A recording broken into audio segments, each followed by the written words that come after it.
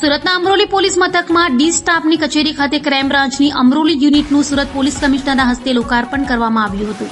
સુરતમાં વધતી વસ્તી સાથે પરપ્રાંતિયો પણ વધી રહ્યા હોય, જેને લઈ સુરતમાં ગુનાઓને અંકુશમાં લેવા અને ગુનેગારો પર લાલ લાખ કરી બાજ નજર રાખવા માટે સુરત પોલીસ કડક બની છે।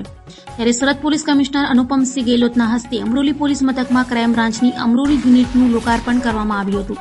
શહેરમાં શાંતિ અને સલામતી જળવાઈ રહે તે માટે ક્રાઇમ બ્રાન્ચની અમરોલી યુનિટનું લોકાર્પણ કરાયું હતું।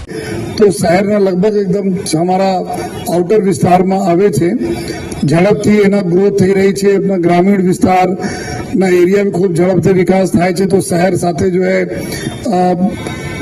શહેરમાં ભરતા જાય છે અને આજુબાજુ અમારા વિસ્તારમાં અમરોલી પોલીસ વિસ્તાર જોઈએ તો મોટા મોટા અમારા લોકો માટે જો પોલીસ માટે એક ચેલેન્જીસ છે, જેમાં આપણા આવાસ અભી આવે છે। આમાં જો ખુશાલ આવાસ આમાં જોઈએ તો લાખ જેટલી વસ્તી રહેતી હોય છે।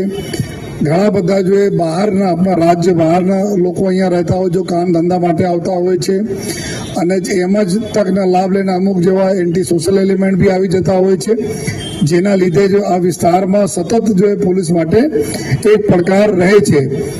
આ સિવાય પણ આ વિસ્તારના આજુબાજુ આપણા જોઈએ તો સીધા હાઈવે જવા માટે, નેશનલ હાઈવે જવા માટેનો વિસ્તાર છે, આપણા ઓલપાડ જવા માટેનો વિસ્તાર છે અને ઘણા બધા ગામડા બી અત્યારે તમે જુઓ તો રૂરલ એરિયા ગ્રામ વિસ્તારમાંથી પોલીસમાં શહેર પોલીસમાં મળવામાં પણ આવેલા છે।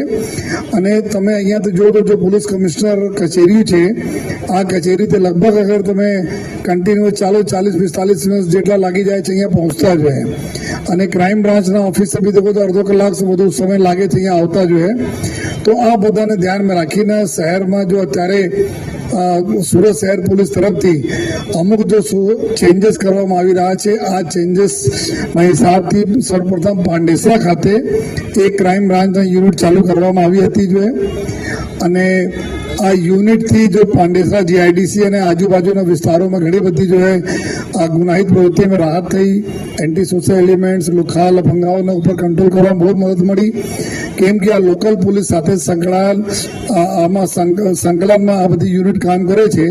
આ જ પ્રકાર ઘણા દિવસો જ આયોજન ચાલતા હતા કે અમરોલી ખાતે પણ આપણા ક્રાઇમ બ્રાન્ચની યુનિટ ચાલુ કરીએ, જેના લીધે આ વિસ્તારમાં બી જો અમારી સ્થાનિક પોલીસ છે એને મદદ મળી જોઈએ।